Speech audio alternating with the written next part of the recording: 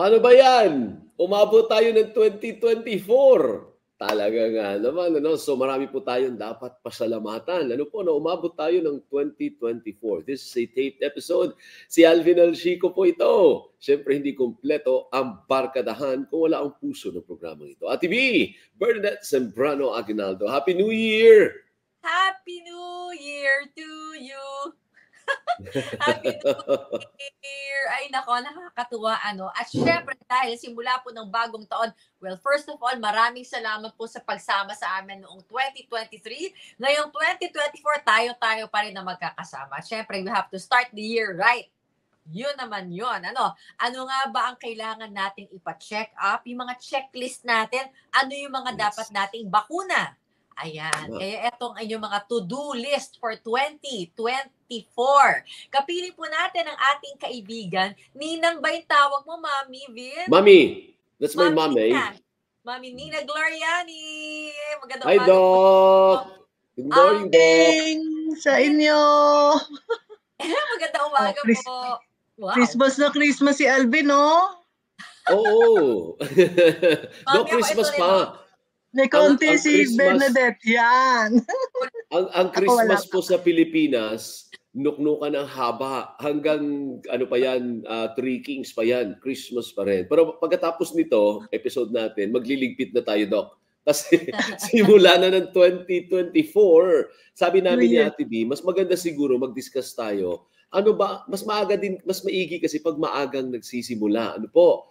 Yung health checklist nyo, tingnan nyo na, ano ba ang dapat nating gawin? So, Antimano, pagdating ng New Year, anong pwedeng mga vaccines na pwede mo nang i-take or health-wise, anong pwede mo nang gawin sa sarili mo, Doc? Yes, okay. Ganito kung pagbakuna ang pag-uusapan, meron tayo ngayon tinatawag na life course immunization. So, life course means mula ka pinanganak hanggang tumanda ka. So, alam naman natin na parang alam ng mga tao na yung mga bata ang binabakunahan. Pero yun nga, life course na to, so lahat na to. So from birth, ito yung sa ating mga bata, BCG at Hep B at birth, kung maaari, no? Kung meron doon sa facility na kung saan ipinanganak yung bata. And then at 6 weeks old, mag-uumpisa na yung tinatawag nating National Immunization Program ng mga bakuna. Ano itong mga to? Ito yung DTP, or dati DPT tawag natin, diphtheria, tetanus, pertussis, tapos meron ding hepatitis B, merong OPV or IPV, yung OPV ay para sa polio, yun yung dinadrop-drop, and then yung IPV, yun yung ini-inject naman na para sa polio. So pwedeng dalawa yung ibigay or later yung IPV. Ano pa ba ang meron? Then eventually meron tayo nung pneumococcal conjugate vaccine para naman sa pneumonia. Yung iba 6 months, ilang years na, and then ano pa ang bibigay natin, no? Yung pag nag-a-adolescent, ano ibibigay? Actually hindi pa, before yung adolescent, meron pa tayong measles, mumps, rubella. Actually yung measles at 9 months of age, although pwedeng earlier, and then pagka medyo may edad na, may mga booster pa to, no? Meron kasi tayong sinusunod na schedule. Pero kapag na-booster na, usually at school age, pagpasok sa klase, nagbo-booster dito sa mga nabigay natin mga bakuna. At 9 years old naman, yung tinatawag nating human papillomavirus na vaccine. Gusto natin maibigay ito sa bago mag-reproductive age group. Pati sa lalaki binibigay din to, no? Hopefully, pero sa ngayon sa mga babae binibigay. And then, ano pa, meron pang mga iba kasi, yung iba hindi gaanong required, pero recommended ng tinatawag natin PPS, PPP at mga iba pa. We're going to talk about that. Ano yung mga hindi required but recommended in a bit. Pero atas muna tayo, Mami. Maraming acronym eh. Anong sabi mo? BGC? BCG. Ito para sa TB. BCG, Bacille Calmette Guerin. BCG ang unang-unang bakuna para sa TB, tuberculosis. So, dahil tapos, mataas ang kaso, oo. Yeah. May isa ka pang acronym eh. Ano nga ba yun? BCG? Meron pa yung sa mga babies, yung isa sa mga hepatitis B, yung sinabay ko kasi at birth, pwedeng isabay yung BCG at hepatitis B.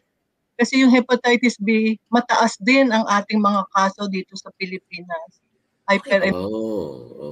Sige, question. O sige, para maintindihan natin kung ano mangyayari. Para i-connect natin ano mangyayari kay baby or kapag hindi ginawa ito.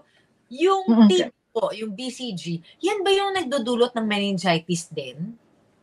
Yes, ang TB pwedeng usually pulmonary ang TB, no? Pero sa mga bata, pwedeng meningitis, TB meningitis. Pwede rin sa mga buto. Marami. So ito po, pagkapanganak, turok agad? Yes. Yun ang sanang gawin. Kaya lang, depende kung saang facility ng anak, baka hindi yun available. Kung sa bahay, edi wala, no? Pero kung facility-based, at birth, ibibigay na yan.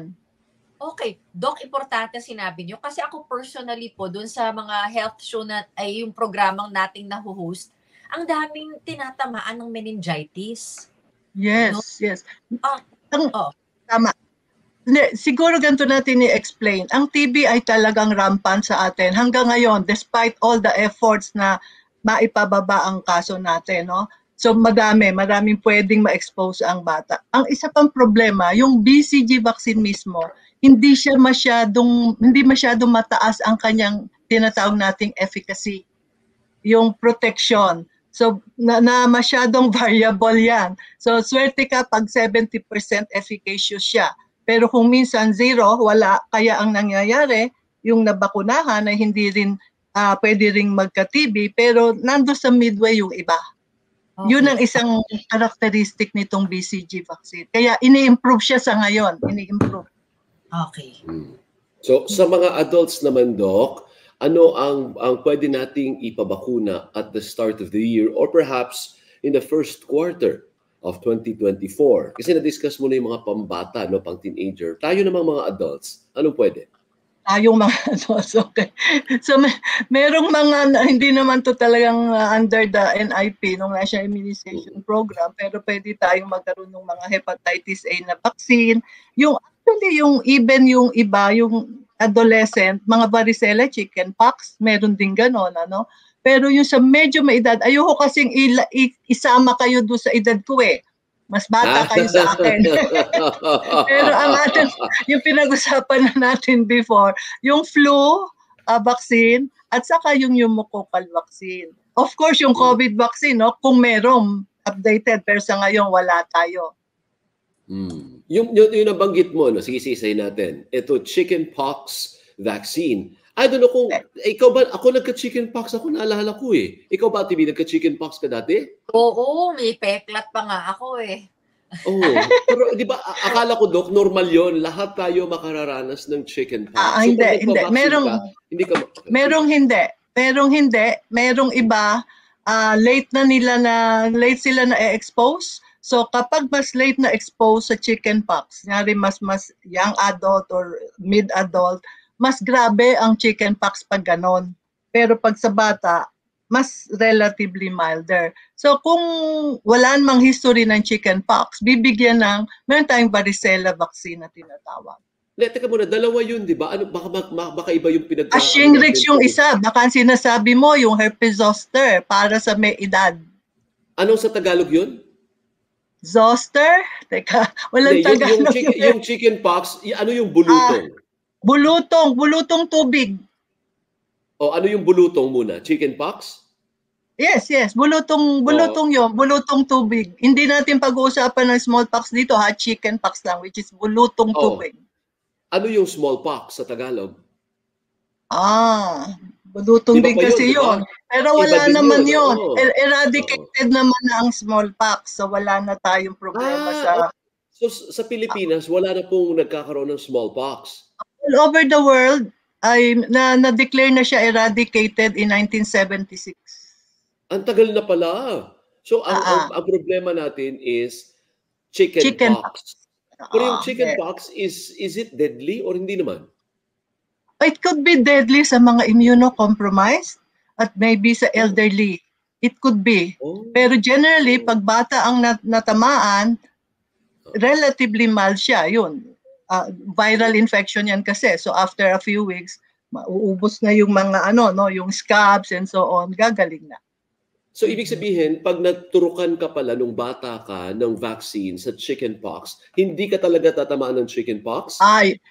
Siguro kailangan ko explain, lahat ng bakuna walang 100% na protection. So merong yan ang efficacy, di ba yun yung efficacy protection. Pwedeng maglaro 80 to 90%, pero hanggang 95% siguro. Pero wala tayong kasiguruhan. Kasi depende sa tao. Merong tao hindi magmamount ng enough or sufficient na immune response dito sa mga bakuna na to. Iba-iba ang kanilang protection. Pero kung nagkaroon ka na ng chickenpox, there is no point already of taking a chickenpox vaccine, right? Kasi ako nga may puka ako. Yes, that's true. Meron na ako nun eh. Lifetime ang immunity sa chickenpox. Although, pag medyo tumanda na, gaya ko, 60 above, yung immunity natin bumababa, lalo yung cell-mediated immunity. Kahit nagkaroon na tayo ng chickenpox, pwede tayong magkaroon naman ng tinatawag nating herpes zoster. Ito yung shingles. Ito yung ang sakit-sakit na tawag natin, may linya ng mga nerves na dinadaanan na latent, nagle-latency kasi ang varicella, ang herpes group of viruses ito, no? So, pag bumaba yung ating immunity, which is around the age ng elderly, ay pwedeng ma-stimulate ulit yan, gigising yung latent na virus. Yun yung zoster. I wonder anong tawag nun sa Tagalog, Ate B? Yung shingles, naririnig ko yung shingles, topic natin yan in one of our episodes, Ate B, shingles, na parang nakakatakot din for adults, Doc, di ba, to experience? Oh, yes. Ayoko sabihin, nagkaroon ako niya kasi pag very stressful ang situation, bababa ang immunity mo, tapos meron ka ma-expose ka sa isang bata, nyari na may chickenpox, dyan yan mag-flare up. So ikaw nakaranas ka, Dok, ng shingles? Oo, napakasakit niya. Napakasakit. Parang bulutong, may bulutong, parang may sugat-sugat ka? Oo, pero nasa isang linya lang nung tinatawag nating yung nerves, dermatome. Meron siyang kung saan. Pwedeng sa mukha, pwedeng dito sa katawan. Napakasakit. Sige, TV. So may bakuna rin yun? Sa ngayon, meron tayo. Actually, nagkaroon na rin a few years ago, pero may mas bago na subunit, na safer. So, kadadating lang, kalo-launch lang sa atin itong bagong bakuna na to for for herpes zoster. Shingles. So, pwede, Doc. Pwedeng magpaturok yung mga edad namin. Yes. Okay. Sige. Okay, Doc. So, babae o lalaki yung tinatamaan ng shingles? Ay, pareho lang. Pwedeng pareho. Oo, walang sige.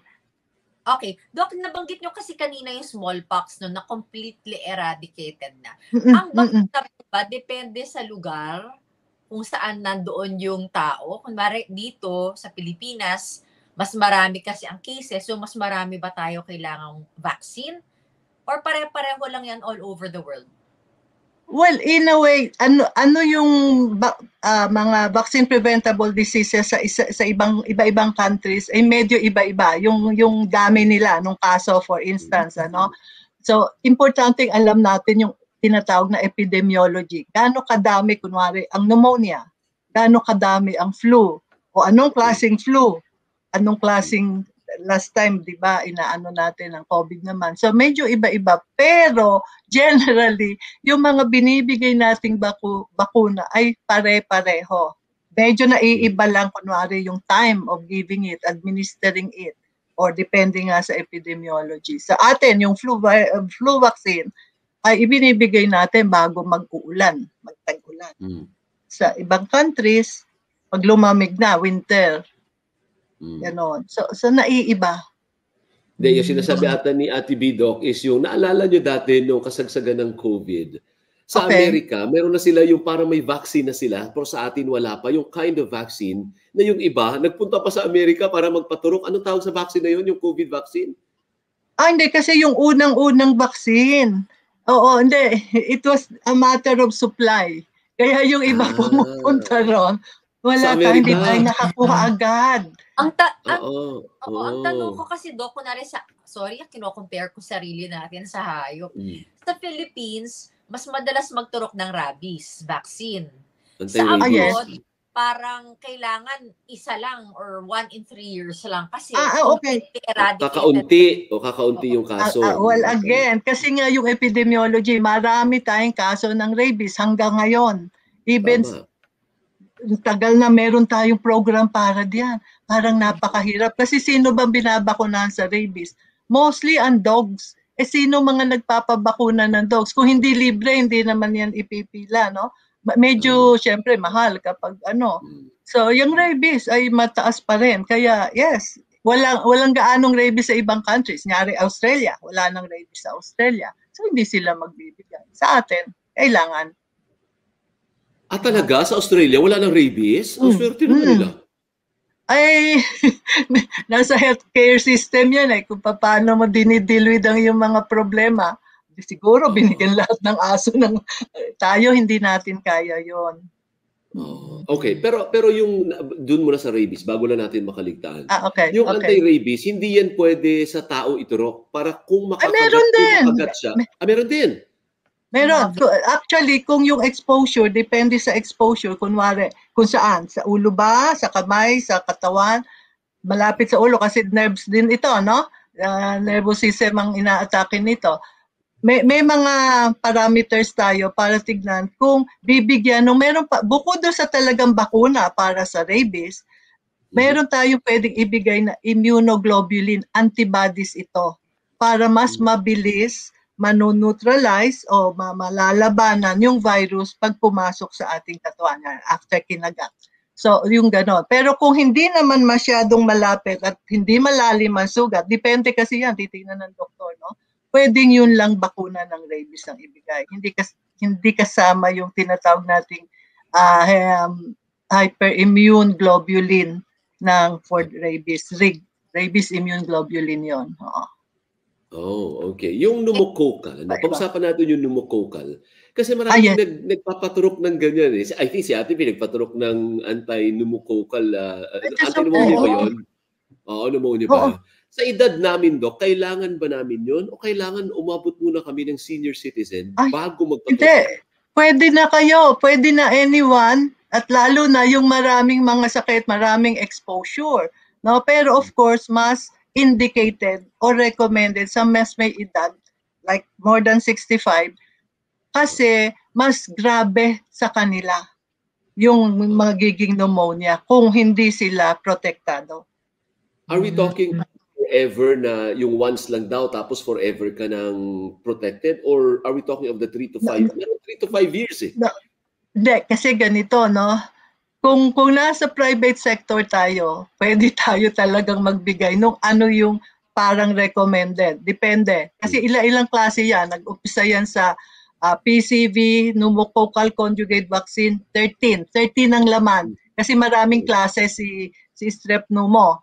Naging 15, nadagdagan ng 2. Then, naging 20. Ang pinakabago ngayon, yung 20. Prevnar 20. So, nadagdagan ulit. Pero basically, the same yung 13 plus 2 plus 5 pa. No? Ngayon, sa Pilipinas, ang ating National Immunization Program na siyang nagbibigay naman ng libreng bakuna para sa ating mga senior, ay isa lang ang ibinibigay. Ngayon, siguro kung merong very na indication na kasi pagka mas mataas ang risk ng or vulnerability ng tao, pwede siyang bigyan ulit. Now, yun yung sinasabi kong difference. Kung sa Amerika, sa private sector, depende kung anong age binigay sa'yo at anong ibinigay sa'yo. PCV 13 ba? 15? Meron pang isang klase, yung polysaccharide lang ang laman, hindi siya conjugate. Maraming laman yon, 23 ang laman nun. So pwede, pero titignan ng doktor ano ang ibinigay na before and then kailan ibibigay ulit yung susunod. Ganon sa private sector. Pero sa atin, sa ngayon, ay isa lang ang ibinibigay. Doc, alam mo, sa totoo lang nalilito ako sa dami ng kailangan iturok no? Para ko, saan ba ako pupunta kung ako ay pasyente? Health center ba lahat ng ito available? Oh no, meron lang tayong nasa yung tinatawag nating National Immunization Program kung saan libre ang lahat ng bakuna mula bata hanggang matanda. Pero kung wala doon yon, pupunta tayo sa private sector. Available naman ang marami dito sa mga recommended din, pero hindi under the NIP, yung immunization. No, but you have to pay. Oh yes, ganun. Oo naman. Yun ang isang ano doon. Yeah. Sana all libre. Si Ate B kasi can afford. Oo. Can afford yan. Oo, kayo. Oo. Pero yung NIP po nabanggit nyo, no, yung National Immunization Program, ano yung mga mandatory na available naman rin? At least gawin na natin, di ba, kung libre naman. Yes. Lalo yung sa mga bata. Kasi talagang pinupush natin yung routine immunization bago mag 1-year-old ang mga bata. So ito yung mga BCG, hepatitis B, DPT, PCV. So kailangan mabigay yon, and bago pa nga mag-12 yung measles, no? Not so much yung MMR, pero kung wala nung monovalent, isa lang na measles lang ang laman, pwedeng ibigay yung MMR. Measles, mumps, rubella. So yun yung libre. Kasama pa nga for a while yung hepatitis B na nga. Tapos yung sa mga matatanda, flu and pneumonia. And kung may COVID vaccine, oo. Doc, bago tayo maubusan ng oras, we have 8 minutes left. Talk about the frequency. Pwede bang, anong vaccines ang pwede mong sabay-sabay i-take? At kung hindi man sabay-sabay, ano ang interval? Anong interval para maubos mo lahat na recommended mo ng mga vaccines? Di ba hindi naman isang bagsak yun? It has to be may interval. No, may schedule sila. Now, usually ang primary series na tinatawag, usually 3 doses. Merong primary series, depende sa age din, 2, pero generally 3 doses yan. So, ang sabi mo ay kung pwedeng sabay-sabay, meron naman mga bakuna na pwedeng isabay. Kunwari yung inactivated, nyari yung flu, pwedeng isabay sa pneumo. Magkabilang arm, oo. Pero doble ang sakit mo nun, doble ang side effect mo nun. Siyempre. Pero pwede. And in fact, they are now developing yung tatlo magkakasama. Flu, RSV, yung respiratory syncytial virus naman sa COVID. Okay. So tatlo. Isa na lang. Isang turok. Isa lang. Tatlo, pero isang turok. Oo, kasi isa lang ang cocktail siya ng bakuna. Okay. Gusto ko yung cocktail ng bakuna, no? Yun yung mga isa lang turok yun. Yung pneumococcal, ayan si Ate B, tapos na yan, ano? Totoo ba, Ate B, na parang mas masakit yung pneumococcal, parang mas malapot ang tinuturok sa'yo, Ate B? Did you experience that? Yun. Pero masakit. Nagawa na natin yung mga Moderna at Pfizer na yan. Kaya na natin. Kaya na. Between nga rin pneumococcal vaccine at flu vaccine, mas medyo talagang masakit yung pneumo. Yung flu, halos hindi mo maramdaman eh. Wala ko masyado naramdaman eh. Pero yung pneumococcal, dahil mas malapot, Doc? Actually, konti lang. Siguro yung response niyo, saka yung laman niya. You know, di ba marami siyang ibang kung ano-anong laman? Marami siyang strains ng ano. Pero Doc, di ba may mga booster? So mahalaga na, kunwari yung iba, 2 shot dapat. Kailangan sundan mo yon, kundi walang epekto yon. Okay. May range naman kung kailan ka pwede magpa-booster. Hindi naman pag sinabi mo, ganitong day, hindi naman ganon. Pero may acceptable range. So bakit? Kasi may waning immunity. Bumababa yung immunity natin dito sa mga bakuna na ito. Kailangan natin pataasin ulit yung protection. Kagaya nung ginawa natin sa COVID, no? Meron tayong booster doses. Mas lalo dito sa mga vaccines na ito. Okay. So, ang mga inuulit na vaccine, yung COVID, yes, napagdaanan na natin yun. Ano pang mga vaccine ang kailangan natin? Ang flu yearly. Itong sa mga bata, yung na-mention ko kanina, yung meron silang booster at school age, school entry pala. So may ganon. no? Kailangan paigtingin pa yung protection para doon. Kasi kung hindi, magiging susceptible sila ulit. Ano yan? Yung mga DPT, tetanus, yung tetanus, no? Yung tetanus binibigay every 10 years. Pag nakumpleto yung 5 hanggang 6 na doses. Okay. Doc, linawin muna natin na para lang po clear, wala po kami pinopromote na anumang brand ng vaccines. We are not doing that. We are promoting the responsible use of vaccines as prescribed by your doctors or your physician. So ganun po tayo. But maybe perhaps you can talk about, may side effects po ba ang bakuna at ano ang dapat i-consider before having yourself vaccinated? Okay. Lahat ng bakuna ay may possibility na magbigay ng side effects, no? Ang una, dahil injectable lang marami dito, ito ay pain at the injection site, swelling, redness, yung mga ganon, or pamamaga. Now, meron din magkakalagnat, makaka-feel ng yung mahina ang katawan niya, parang may flu-like illness and so on, no? So, iba-iba ang side effects ng mga bakuna ngayon. Ano ang dapat iwasan? Meron din pwedeng mag-allergy sa vaccine. Nyari itong egg-based na flu vaccine. May mga allergic sa egg. Hindi sila tinatanong naman ng doktor lahat yan, no? Anong medical history ng isang pasyente. So, i-avoid natin yon. And remember noon, yung sa COVID, yung mRNA vaccine, meron siya nung lipid nanoparticle na may mga allergic do sa component na yon. So, iiwasan natin ibigay yan. So, mga tao, meron ng, alam nila na meron silang allergy doon sa mga components na yon. Okay. Pero there is no such thing as an overdose of vaccines as long as your physician told you na or tells you na pwede sa'yo yan, okay lang yan. Kasi ang iniisip ko, baka hindi kayo maghalo-halo, mag-aaway-away yung mga bakuna sa loob ng katawan ko. Sa COVID pala, 4 na yung sa COVID vaccine, di ba? 4 na yung sa akin eh. Hindi. Yung nasabi ko even before, very specific ang mga vaccine and we give them at intervals.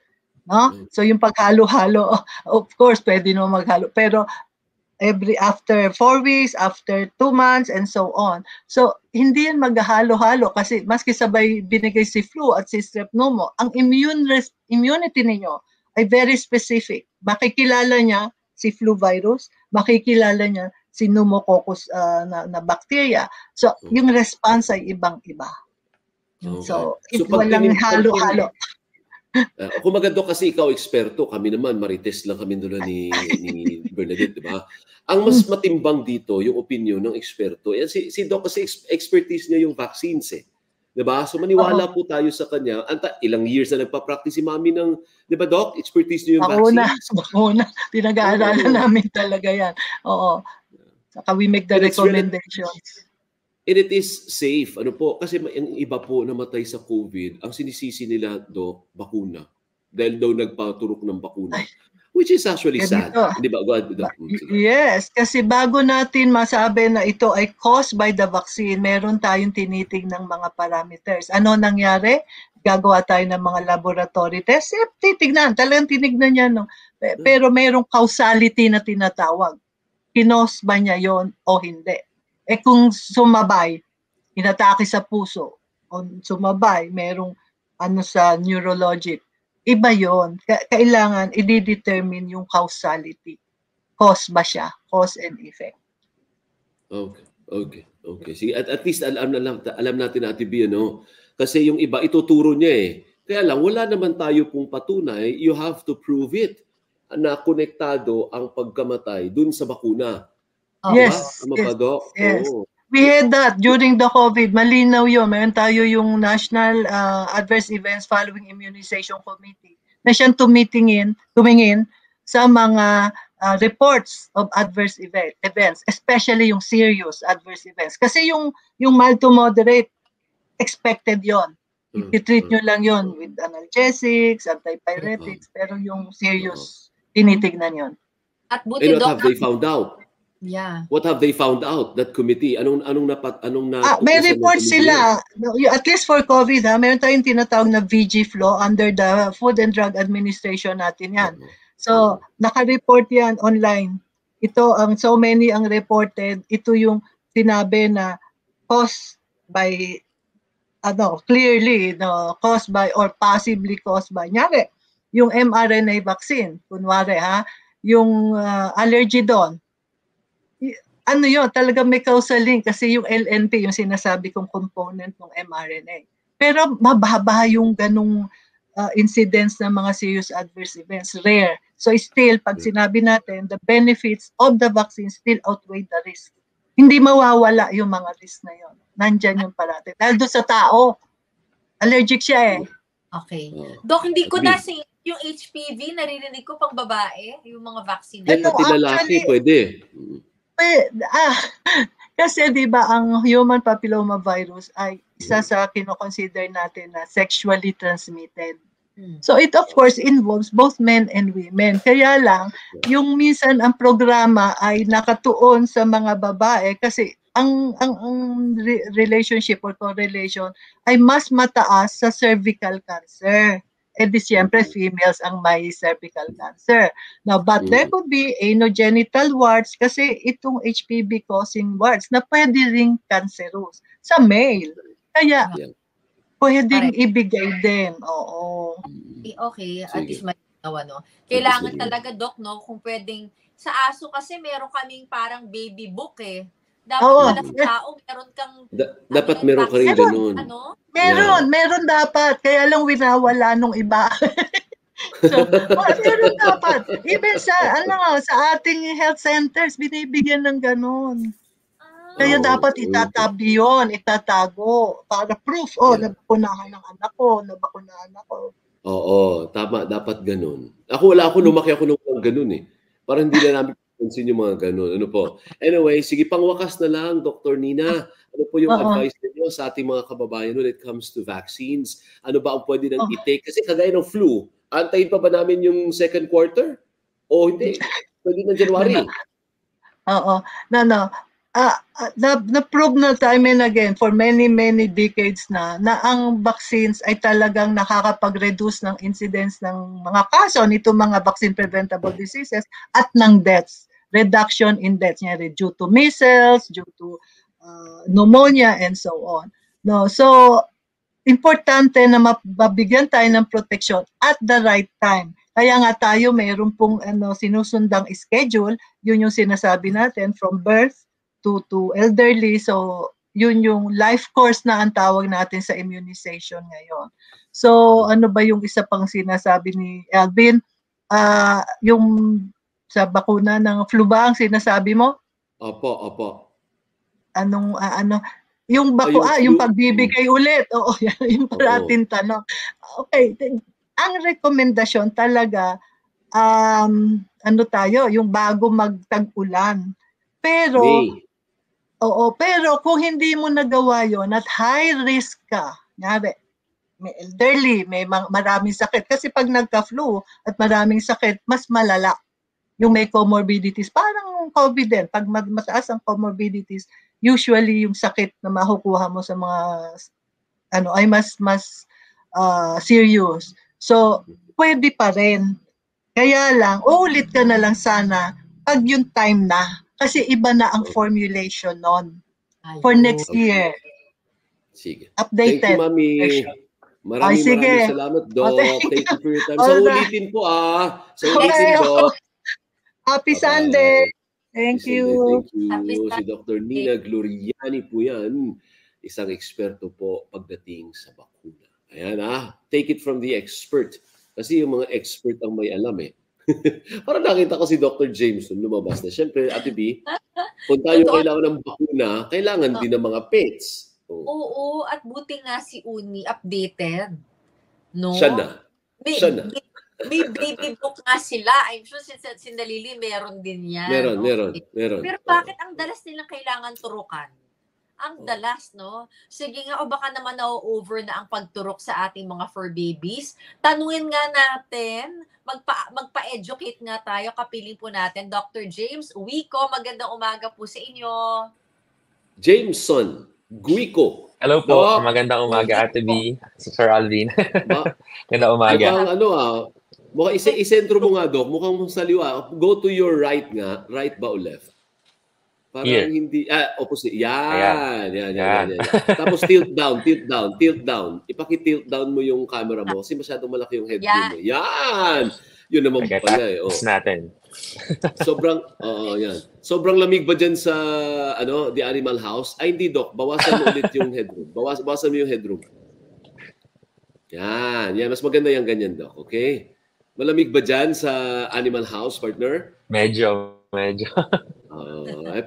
Ate B, Doc, ito ni Doc Ed Unson, na siyempre palagi natin pong pinapasalamatan. Thank you po for the partnership all these years. Mabuhay si Dr. Ed Unson ng The Animal House. O anong tanong mo ikamo kay Dr. Jameson? Doc, bakit ang dalas ng bakuna sa alaga natin? Okay. Sige, magandang tanong. Magandang tanong yan, Ate B, no? So, yung mga alaga kasi nating aso, no, nagsisimula silang magbakuna at the age of 6 weeks old, no? And then we usually have 4 vaccines or 4 times na babakunahan sila ng 5-in-1. So, usually, ang nakalagay dito sa ating bakuna na to is yung distemper, parvo, hepatitis, para-influenza, and leptospirosis. I think familiar naman kayo dito sa mga diseases na to o sa mga bakuna na to, no? So, ginagawa natin yung madami na pagbibigay sa kanilang pagbabakuna para mabigyan sila ng immunity until dumating yung certain age which is 16 weeks old. Kinakailangan makarating sila sa age na yon nang meron silang huling bakuna ng 5-in-1.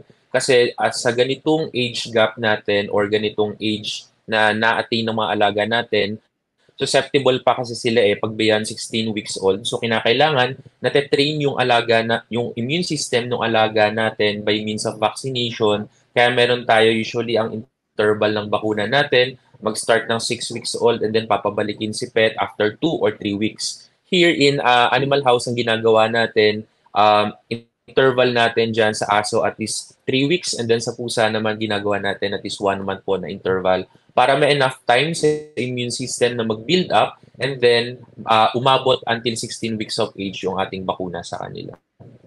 Okay. Dr. Jameson, kaya natin, Ate B, i-establish mo muna, kaya po namin tinakil ito, yung vaccines. Kayo mga pet owners, may responsibilidad po kayo mag-prepare. Kasi this will entail costs, sa totoo lang. Gastos po ito. Ngayon, start of the year, paghandaan nyo na. Dahil marami pong kailangan pagkagastusan ang pets natin. Ganun lang yon. Ate B, go ahead. Okay. So, ito yung 5-in-1, yung sa simula, pag puppies pa sila. Tapos may booster yung 5-in-1, no? Parang ganun. Yes po. Pero, meron pa palang heartworm. Meron pa palang rabies. Meron pa palang distemper. Ano to, lifetime na yan? At ano pa maliban dun sa mga nabanggit ko ang kailangan po nila, no? Okay, magandang tanong po yan, no? Ang ginagawa natin ng program, uumpisahan natin yung 5-in-1, no? Para ma-stimulate muna immune system. And then yung bakuna kasi for the rabies, ini-start natin yan at 3 months old, specific, no? Kasi meron tayong tinatawag na maternal immunity na pinoprovide pa no, or nakuha nung puppies mula doon sa nanay. So kinakailangan mawala muna yung maternal immunity na yon, tsaka natin siya bibigyan ng anti-rabies at 3 months old para yung katawan hindi niya malimutan na meron siyang bakuna doon sa rabies. And then pagdating naman doon, Ate B, sa sinasabi nating mga ProHeart vaccine, no? We have 2 kinds ng bakuna with the ProHeart. Yung isa ibinibigay at 6 months and then yung isa ibinibigay at 12 month or 1 year, no? Ang ginagawa natin doon sa bakuna with the heartworm, ito hindi naman siya kasali sa tinatawag na core vaccines, no? Ibinibigay lang natin ito kasi sa Pilipinas mataas yung chances ng heartworm cases natin or yung bulate sa puso. Yung mga bulate kasi sa puso na yan, very long yan that they could occupy a space of the heart and could cause mga problems sa puso ng alaga natin. Kaya binibigay natin sila as a preventive para hindi magkaroon ng bulate sa puso yung alaga natin. And then, with the question dun sa distemper vaccine, no? Kasi this is a very deadly virus at saka mabilis kumalat or makahawa. This one is already included with the 5-in-1 or doon sa ating core vaccines na ibinibigay primarily at 6 weeks old ng ating mga alaga po. Pero bakit inuulit yung distemper? Okay, magandang tanong ulit yan, no? Si distemper kasi, since yung ito ay virus po, kinakailangan matrain yung immune system na maalala niya yung mismong virus para pag dumating yung time na na-expose yung alaga natin sa isang infected na aso at pumasok yung mismong virus sa katawan ng alaga natin and bakunado naman or kumpleto yung bakuna ng alaga natin, kilala agad ng katawan or ng immune system yung virus, mapapatay niya agad ito at hindi na magkakaroon ng chance na magpadami yung virus sa katawan. Kaya madaming beses tayo nagbabakuna, usually 4 times nagbabakuna with 3 weeks interval yung sa distemper para mataas yung immune system or yung pag-alala ng immune system doon sa bakuna natin. 4 times? Even sa rabies, Ate B, every year, di ba, Doc? Sa rabies, ang program na ginagawa namin, nagbabakuna kami ng twice, no? And then every year na kami nagbabakuna sa kanila after ng initial program. Kasi sa Pilipinas, mataas yung cases natin ng rabies. So kung merong bakuna din yung alaga natin with the anti-rabies po, mas mataas yung protection nila kung sakaling ma-expose sila sa ibang mga infected na aso natin. Okay.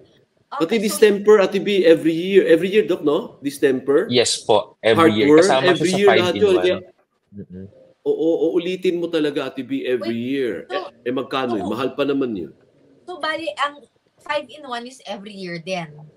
Yes po, every year. Yes. Okay. Yes. Heartworm is every year din? Meron tayong mga heartworm na every month ang preventive. Pero with the ProHeart na yung iniinom, pero yung nabanggit niyo na vaccine po, that one we have the every 6 months and then every year na bakuna sa kanila. Oh, depende. Tapos, meron pang rabies na every year. Yes po, every year. So, tatlo bale, 5-in-1, rabies, at saka pang heart, ganon? Heartworm. Meron pa tayo isang bakuna po, that's the kennel cough vaccine, yung bakuna sa ubo. That one is a mabilis kumalat din na sakit sa mga alagang aso natin. Kumbaga, most of the time kasi ng mga cases natin dito sa Pilipinas, dumadating yung pet owner, dala yung mga alaga nila, no, inuubo yung mga alaga nila. So isa sa mga cause kasi na possible cause is yung kennel cough. Kaya nagbabakuna rin tayo sa kanila ng kennel cough or canine flu na tawag na bakuna po. Kailangan ba bakunahan kung nasa bahay lang naman yung alaga ninyo, hindi lumalabas? Mas maganda pa rin po na may bakuna yung alaga natin kasi number one, we cannot see yung mga bacteria and the viruses na pwedeng maka-affect doon sa ating mga alaga. Although yung chances nga nila na mahawa ay less, pero remember, kung kahit hindi lumalabas yung mga alaga natin, tayong mga pet owners din kasi lumalabas tayo and na-expose with the other dogs na hindi natin alam kung infected. So we do not know if pwede nating madala sa bahay yung sakit. So better if bakunado pa rin. Although mas less yung chance kung nasa bahay. Okay. Kita mo yun, nag-episode tayong ganyan, Ate B, di ba, na ang culprit, yung pet owner sa shoes. Dinala niya sa bahay yung virus. Kasi sabi niya, hindi naman namin ginagala yung aso and yet nagkaroon ng sakit. Ang nagdala mismo yung pet owner. So, okay na rin na magpabakuna kahit hindi nyo ginagala. Ngayon, itanong ako, sige. Anong downtime? Kunwari doon nagpabakuna kayo, no? Kailan nyo na pwedeng i-expose ang inyong mga alaga after vaccination? Okay. Mas maganda matapos muna yung program natin with the bakuna before natin sila i-expose with the other dogs. Kasi again, what we are doing is that we're training the immune system para pag dumating yung time na expose na sila with the infected dogs, alam ng immune system kung paano sila lalaban with the virus. Usually, yung mga ganitong cases umaabot ng mga 4 months provided na yung mga owners ay bumabalik doon sa mismong specific schedule na ibinibigay. Kasi the more na hindi bumabalik si pet owner, the more na mas napoprolong yung ating program with the vaccine, the more na mas hindi natin i-recommend na ma-expose sila with other dogs kasi hindi nga nakokompleto yung program with the vaccination. So kung vaccinated, pwede nang gumala, gala galore, gala to the max ang aso, pwede na pag vaccinated. Pwede naman na po. Pero, of course, kapag nakita rin natin na yung other pets ay mayroong mga senyales na ipinapakita, better pa rin na inihiwalay natin kasi ang wala namang 100% na vaccine, no? Andun lang yung capacity ng immune system na lumaban with the bacteria or the virus itself. Pero yung bakuna natin is not 100% guarantee na hindi magkakasakit yung alaga natin. And also, Okay. ang mga bakuna natin ay meron lang naman mga specific na mga virus or mga sakit. Of course, marami pa rin ng mga sakit na nasa labas or nakukuha with the other dogs or cats. Mm. Mm, Yeah. mm. Doc, talk about yung binibigay, not necessarily vaccines, ano po, yung binibigay din sa mga pets natin para makaiwas sa mga parasites naman. Meron ganyan, di ba? Mm-mm. Yung galing Yes din sa po. mga vets natin. Go ahead, Doc. Okay. So maganda yan, no? We usually start, ang recommendation usually ng mga manufacturer, pwede kang mag-start dyan at the weeks na month-old, more than month-old yung alaga natin, 8 weeks old, no? But sa program natin, nagbibigay tayo sa kanila ng mga ectoparasiticide, yung para sa mga fleas, ticks, no? Kasi sila Yeah. yung usually nagdadala ng mga sakit. I think you're familiar na rin sa mga blood parasite, yung Ehrlichia, Anaplasma, Oo. no? So usually nakukuha yun sa mga kagat ng mga ticks o garapata. And then yung mga bulati naman, usually nakukuha yan doon sa mga fleas, no? Pag nai-ingest nila yung mismong fleas. So better if makakapag-provide or maghihingi tayo ng payo doon sa mga veterinarians natin if they can provide an ectoparasiticide doon sa ating mga alaga. Pwede yung mga monthly or pwede naman may mga products na every 3 months binibigay natin sa mga alaga natin. Ano Okay. yun? Tablets ba yun o injection? Or paano ba yun? Meron tayo noong mga oral medication, no? Kasi meron din naman mga injection pero hindi na natin sila nire-recommend yung injectable na medication kasi mas maganda yung oral medication natin. Sa pag-aaral, yung mga mostly na products na oral medication na pinaprescribe natin, less ang magiging problem with the liver rather than yung previous na ginagamit na injectable na could cause liver damage. Ayun, Ah, Ate B, may side effects sa kanila pala, no? So pati yung ano, mga vaccines, Doc, may epekto sa liver nila? Yung mga any medication naman actually, any drug no can have a effect doon sa ating any organ no kasi nagpa-pass through sila doon sa mga organs na yan eh. Mm-mm. Pero very limited yung or very low yung chances na magkaroon ng side effect yung ating mga alaga with the vaccine. Mas mataas pa nga yung chance na magkaroon sila ng problem with having viral diseases rather than the vaccine itself. okay. Okay. Tapos Sige. doon, Ngayon, sige, Ate B. yung sa mga fleas. Syempre, isa pang magandang pang prevention ng sakit ay actually spaying and neutering, ano, Doc? Ganun pala yun. So Right. baka Yes dapat po. makonsider pala yan ng ating mga fur parents.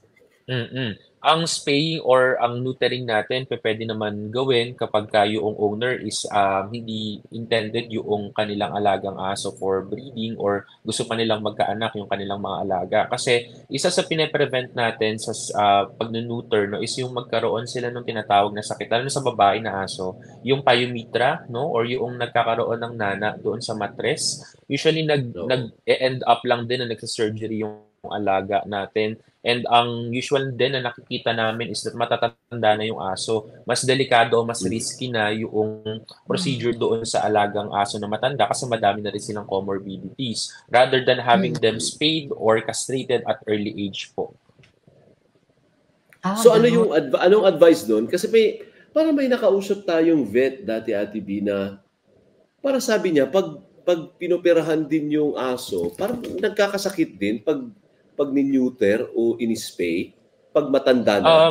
Tama ba yun, Pag sa Doc? matatanda na, depende eh. Kasi kung mas mataas yung risk noong pet na mag-develop ng other problem, like for example, kung meron naman ng ongoing liver or kidney problems yung alaga natin.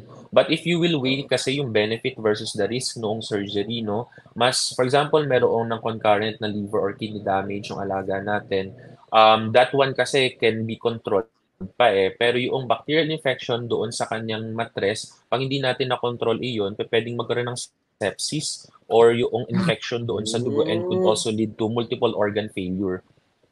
Oh, ganun pala yun. So at what age advisable na ini-spay o nini-neuter yung mga aso? Kagaya si Lily, halimbawa, nakapanganak na to eh. So pwede ko na ba siyang ipa-spay or neuter o wag na, matanda na siya, magfo-4 na siya eh.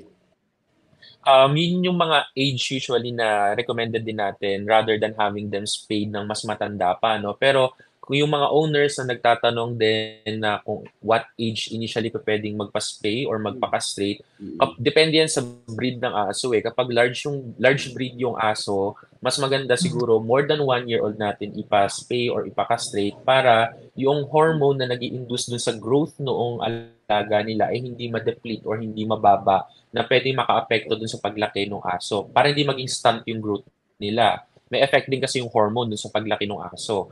Kapag ka naman small breed, pwede naman na yung mga 8, 9, 10 months old, pwede na tayo mag-start sa kanila ng castration or spaying po.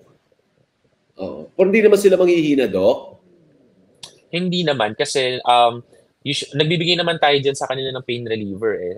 Tapos antibiotics din para ma-prevent yung bacterial infection after the surgery. Doc, nabanggit niyo yung after surgery, no? Bawal maligo, no, I guess? Yes po.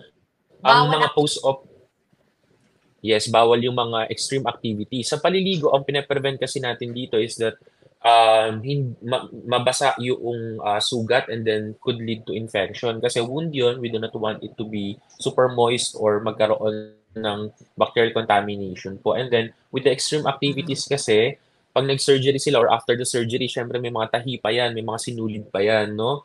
Yung sa skin kasi, it would take at least 10 days para completely oppose or magdikit yung skin dyan. So, pinaprevent natin extreme activities para hindi bumuka yung mismong mga sugat nila.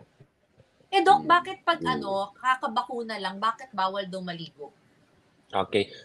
Stress factor, no? Isa kasi yun sa pinaprevent natin sa alaga natin.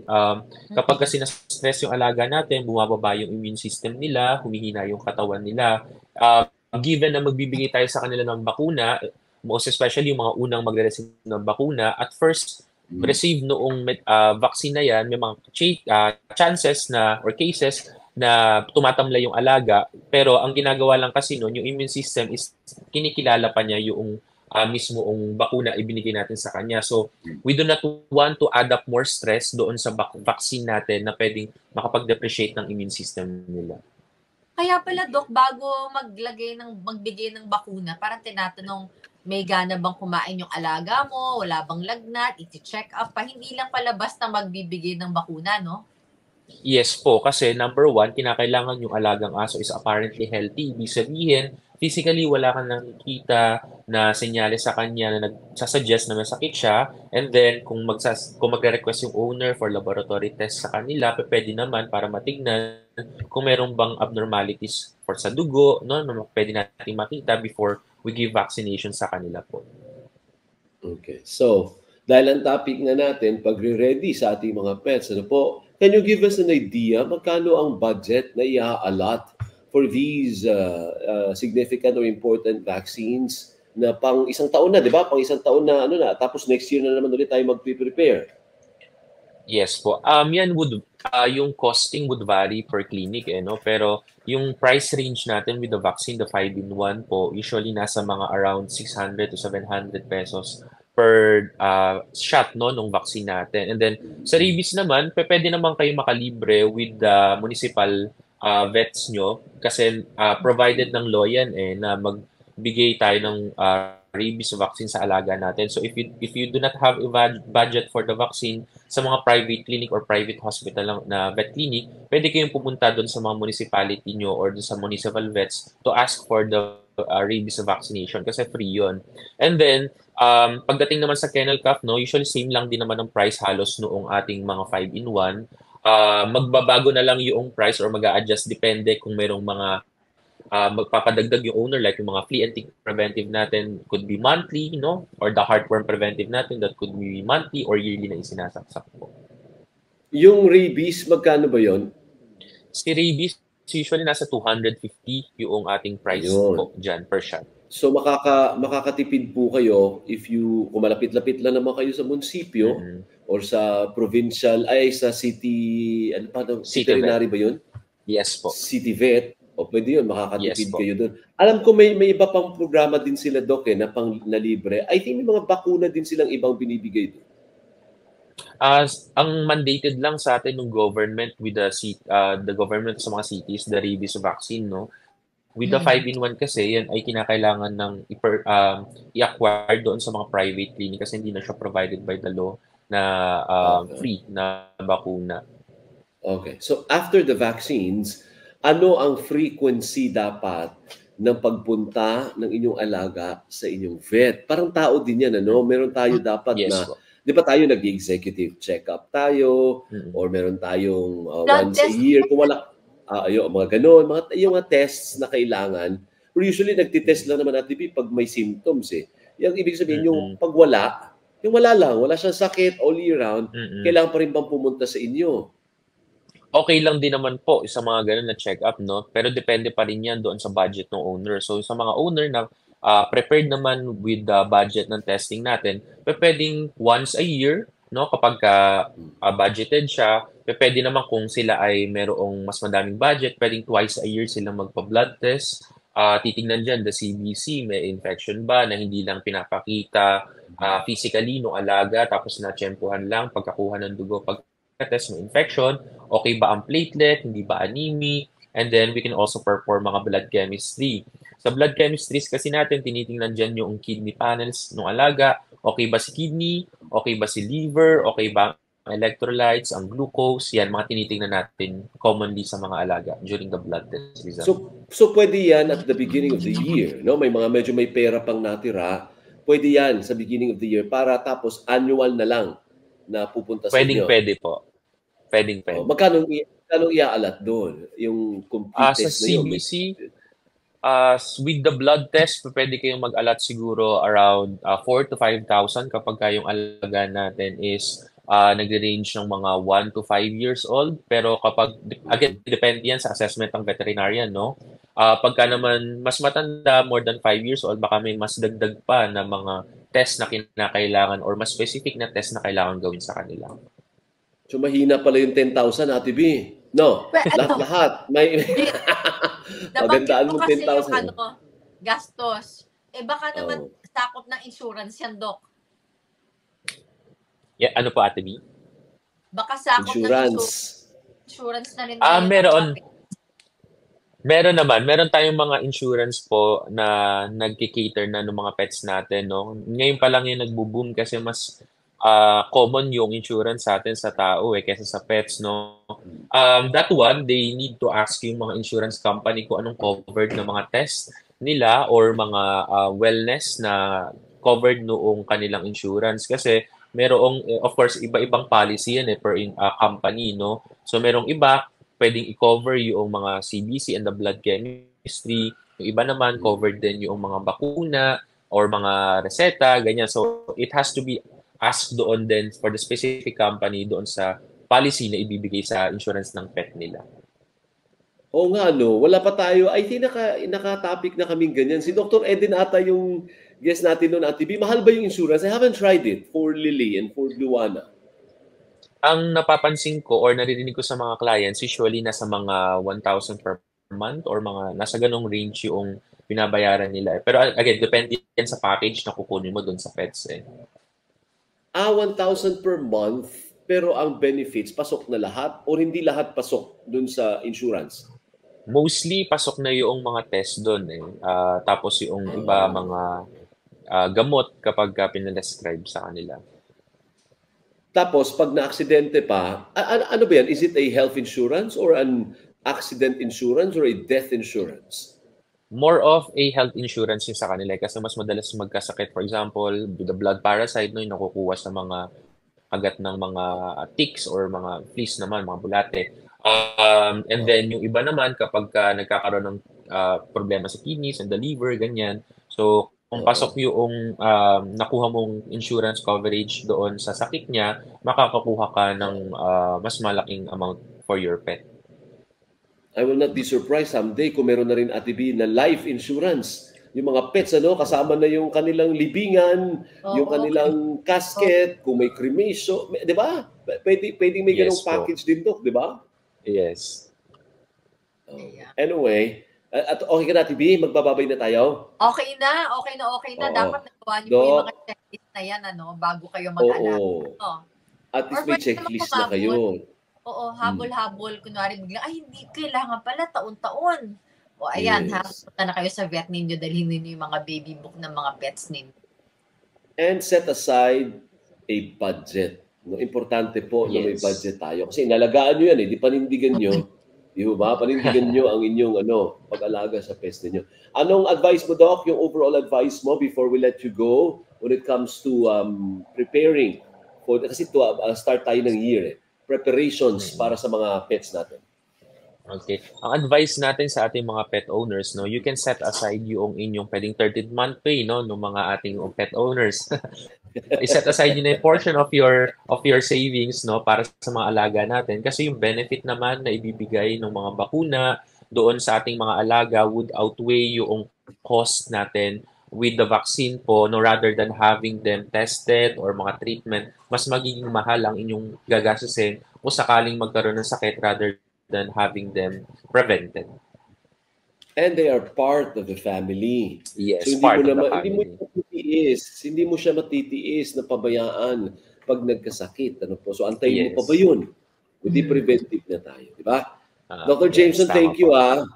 Maraming Thank you very salamat much po, Sir Alvin. Pati kay Dr. Ed, thank you. Maraming salamat. Mabuhay ang The Animal House. Mabuhay po. Diyan natin sa Okay. Jupiter. Apo.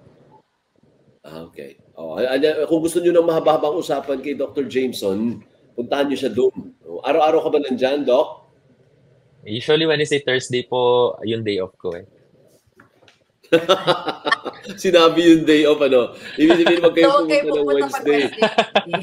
Wednesday, Thursday. Nagdi-date, may date si Doc. Kaya doon lang kayo sa Monday to Tuesday. Ay, ano ba? Yes. Sunday to Tuesday. ba yun? Sunday to Tuesday. Yun.